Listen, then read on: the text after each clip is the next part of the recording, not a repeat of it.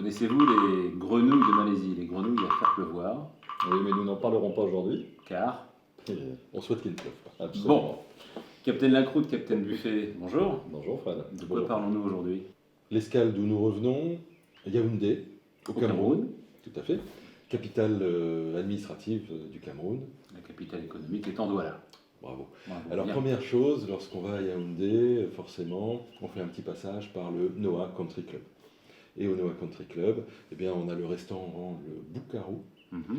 Et exposé dans le Boukarou, outre le fait qu'on va manger un gratin d'igname, on a également la fameuse Raquette de Yannick historique Noah.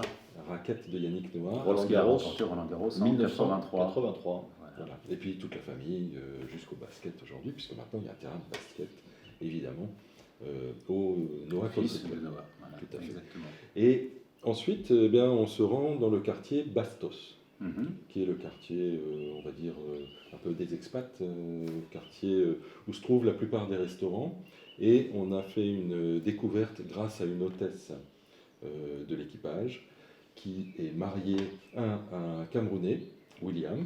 Et William nous a emmenés donc dans ce restaurant qui est la Salsa. Et je pense que la Salsa aujourd'hui, c'est on va dire, le meilleur restaurant de Yaoundé. De Yaoundé. Donc on retient ces deux adresses à Yaoundé. Notre Troisième adresse. troisième adresse, trois adresses. Tant qu'on est à Yaoundé, Soyons troisième restés à adresse, Yaoundé. Soyons fous. le Yao Ba, Ouais. Yao comme Yaoundé, Ba comme bar. Alors c'est une adresse très étonnante parce que ça combine à la fois un cabaret et un restaurant. Le restaurant est, on va dire, classe, Mhm. très chic, très moderne au niveau de la déco.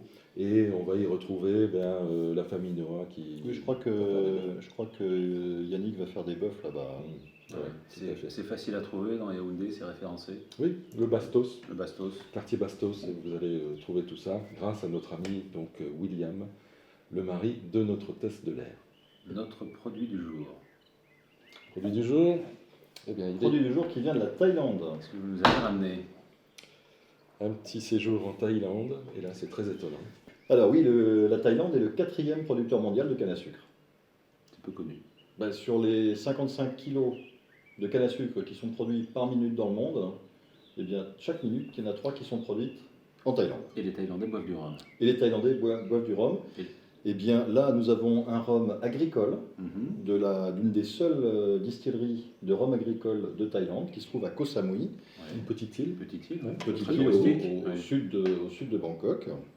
Et Ludo et Martial ont repris cette distillerie il y a Donc 2 deux ans. Français. Deux Français Mhm. qui sont installés à Koh Montpellier, Samui. De Montpellierin, ils se sont dit on va aller faire du rhum en Thaïlande. Voilà, pourquoi C'était pas. Original. Donc il y en a un qui s'occupe un petit peu plus du rhum de Koh Samui et l'autre a monté un bar à tapas juste à côté de la distillerie. Donc on peut visiter la distillerie, on peut déguster. Ils maîtrisent toute la chaîne de la réception de la canne à sucre qu'ils vont presser, ils vont extraire le jus, ils vont le distiller, ils vont le mettre dans Et les ils alambics. vont se lancer dans le baba prochainement. Oui, D'accord. un Oui, super forcément, baba au baba rhum avec, voilà, avec du Thaï, rhum de le Thaïlande. baba du rhum Thaï. Thaï. Voilà, vous l'avez goûté? Oui, évidemment. Et alors? Bien, On il- décolle pas tout de suite. On décolle pas tout de suite. Il bien faut sûr. attendre les fameuses plus de 8 heures. Oh, c'est même, Oui, c'est- c'est même- on- c'est on- 2 on jours. va pousser jusqu'à 2 jours. Il est très fruité, il est très bon. 40 degrés, puisque tous les alcools produits en Thaïlande ne peuvent pas dépasser 40 degrés, c'est la loi. Mhm. Et on est vraiment sur le fruit, on est vraiment sur quelque chose de magnifique.